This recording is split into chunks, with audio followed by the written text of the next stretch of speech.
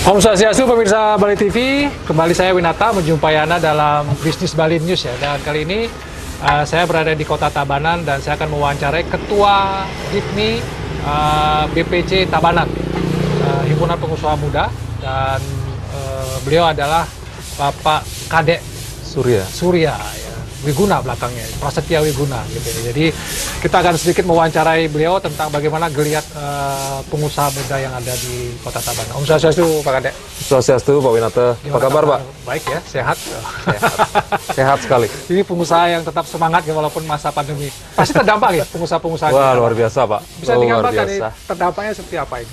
Ya kalau artinya kita harus bedain ya. Artinya kalau kita bicaranya pariwisata, wah tentu udah luar biasa ya. Jadi teman-teman kita di pengusaha yang memang bisnisnya adalah bisnis di bidang pariwisata, mungkin pendapatannya mungkin sekarang udah 0 rupiah Pak Winata. Ini masalah yang sangat besar sekali.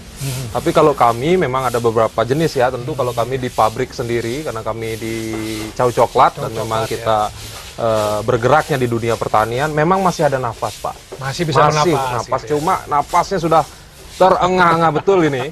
Karena memang kalau dulu kita orang kan datang semua Pak ke Bali ini Pak dan membeli produk-produk kita. Nah dengan tidak adanya orang luar ini, aduh berat sekali Pak. Berat sekali Pak. Berarti kalau kita bicara tentang Chow Coklat misalnya, karena Pak Kadek ini kan juga ownernya gitu ya. Betul. Yang salah satu pengusaha yang bergerak di bidang coklat sebagai sebuah contoh bagaimana kondisinya.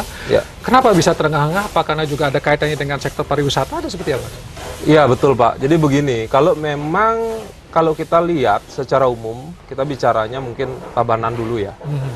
Tabanan ini 70% itu pertanian. Jadi lahannya lahan pertanian. Tetapi kalau orang yang bekerja di sektor ini 60% Pak. Di sektor pertanian itu. Cuman kalau pengusahanya sendiri, memang ada pabrik-pabrik sini. Baik itu pabrik coklat, pabrik kopi, kemudian pabrik pengolahan gula. Nah semuanya itu pada akhirnya berhilirisasi itu di pariwisata. Di sini masalahnya Pak. Khususnya ketika kita bicara misalkan oleh-oleh. Nah rata-rata produk-produk kita yang selama ini diterima oleh masyarakat, dan itu yang menerima tidak hanya masyarakat domestik, tapi juga luar negeri. Itu diterimanya atau dibeli itu misalkan di bandara, kemudian di kita sebut misalnya brand Krishna Oleh-oleh, toko Agung Bali. Nah ini semua terdampak sekarang Pak. Inilah yang kemudian menyebabkan petani tidak terserap oleh pabrik, pabrik tidak terserap oleh market. Nah ketika semua ini tidak terserap, semua berarti sebenarnya ada persoalan utama di marketnya ya. Betul sekali. Karena produk-produk pertanian di Tabanan termasuk coklat itu pasarnya adalah wisatawan sebenarnya. Betul sekali Pak. Ketika wisatawan baik domestik maupun mancanegara itu kemudian hilang, anjlok, ya sudah. Berarti sekarang masih bisa bernafas itu dari mana? Apakah dari penjualan yang jumlahnya semakin menurun atau? Ya, inilah kita pengusaha itu kan dilarang tidak kreatif Pak. Ya, betul. Sebetulnya bisnis itu sendiri adalah kreativitas. Ya. Nah ketika kita bicara kreativitas, maka kita harus bicara soal bagaimana kita bisa memindahkan market. Nah tadinya market kita mungkin oleh-oleh. Nah sekarang bagaimana caranya supaya target market kita tidak oleh-oleh lagi, tetapi lebih kepada konsumsi harian, misalkan seperti itu. Konsumsi harian. Ya. Nah sekarang strategi kami di Chow Coklat sendiri adalah bagaimana kami bisa mendapatkan market di luar Bali Pak. Di luar Bali. Misalnya kita kirim coklat kita ke Jakarta, ke Surabaya, ke Bandung, atau lebih ekstrim lagi kita harus main di ekspor Pak. Ekspor. Ini kuncinya sekarang, karena kalau kami di coklat kakao, kita kan nggak makan coklat Pak, ini aja kita kopi kan. Ya kan? Rata-rata kopi lah, kalau kopi masih bisa lah ya. Tapi kalau kita bicara coklat, itu pasti makanan orang Eropa. Kita masih belum begitu familiar. Belum familiar. Kita itu 0,2 kilo per tahun Pak. 0,2 kilo per tahun. Per tahun ya? Per tahun Pak. Ya, Orang Indonesia makan coklat 0,2 kilo per tahun Pak. Jadi betul-betul kita tidak konsumsi coklat dalam jumlah besar. Itu penyebabnya. Karena harganya mahal atau apa ya kalau coklat? Salah satunya. Nah, yang kita tahu selama ini kan coklat-coklat murah Pak. Nah, sebetulnya itu bukan coklat.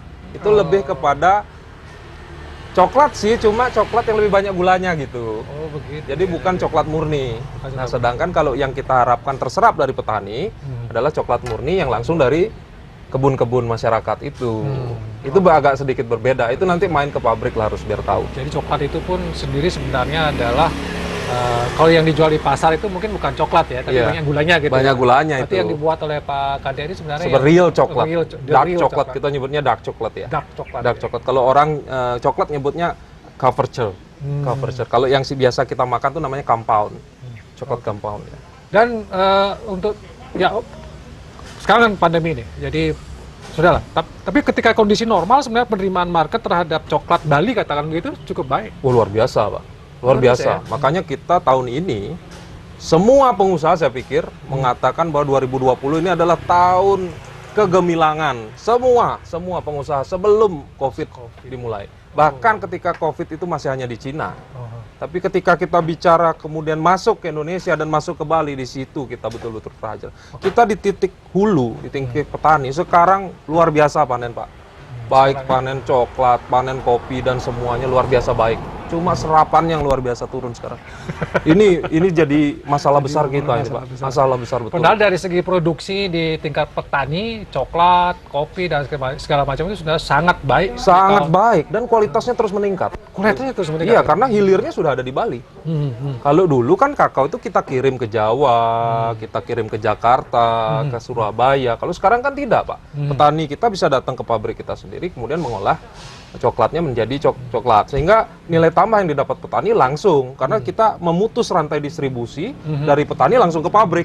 Yang tadinya petani, kemudian pengepul yang kita sebut tengkulak, baru tengkulak besar masuk ke pabrik, kan panjang, Pak. Sehingga nilai yang diterima oleh petani itu menjadi sangat kecil.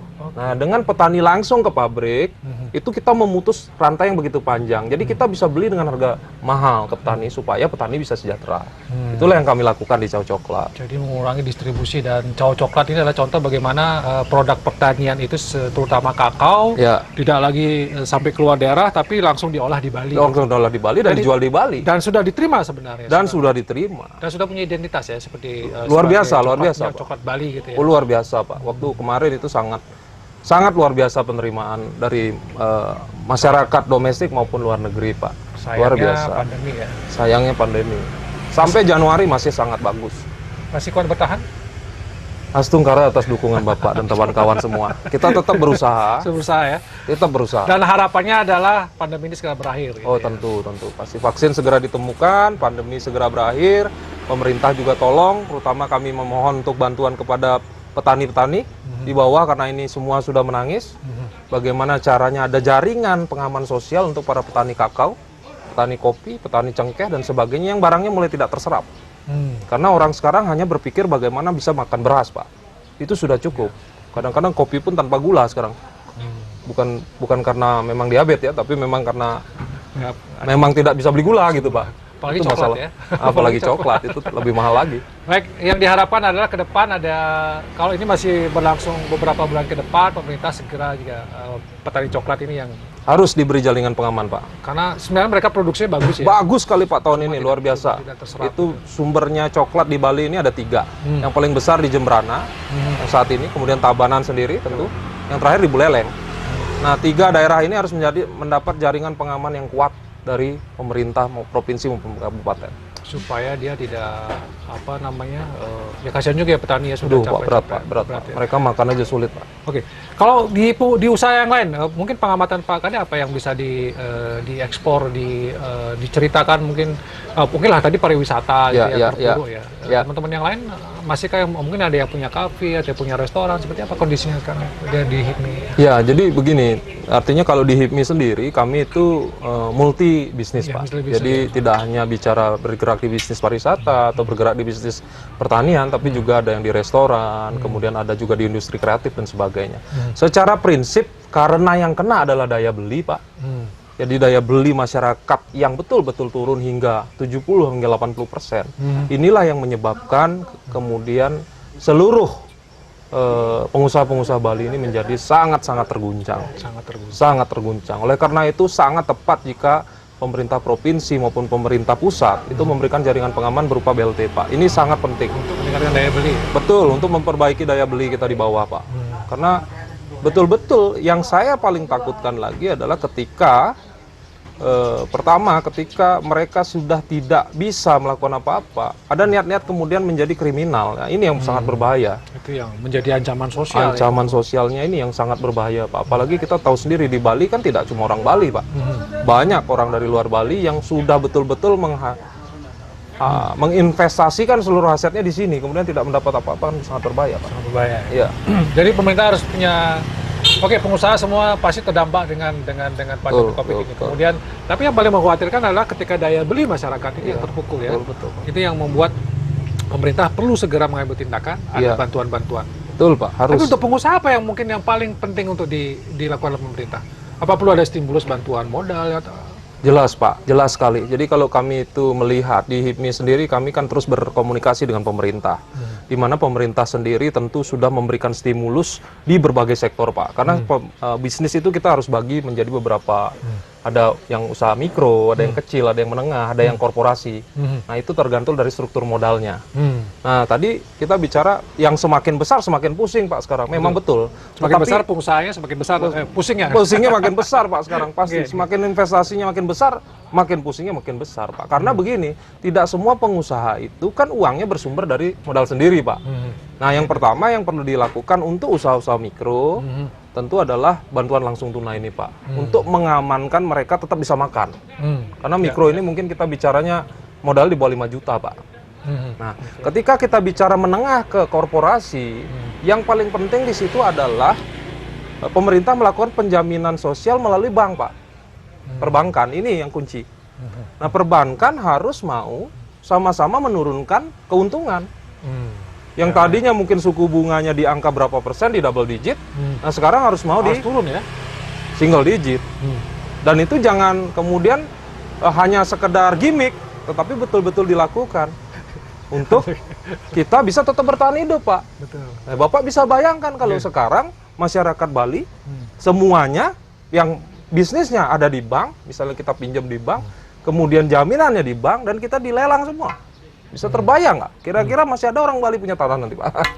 Nah, itu yang perlu dipikir, Pak. Benar nggak, Pak? Betul-betul dipikirkan. Betul-betul dipikirkan secara matang. Terima kasih, Pak Kade. Siap. Surya Prasetya Wiguna, Ketua HIPMI BPJ Tabanan. Luar biasa, penuh semangat dan memberikan kita gambaran-gambaran bagaimana kondisi. Tapi jangan kemudian kita pesimis ya, Pak. Oh, enggak boleh, enggak boleh. Semangat ya. cari pasar baru. Cari pasar baru, kreatif gitu ya. Kreatif, Yang sudah betul. ditunjukkan oleh Coklat Chow Blayu ini yang luar biasa juga bagaimana mencari pasar-pasar baru sehingga dengan kreativitasnya bisa tetap bertumbuh, tetap bisa bernafas, dan mudah-mudahan pandemi COVID ini bisa segera berakhir dan pengusaha dan juga masyarakat bisa segera kembali hidup normal.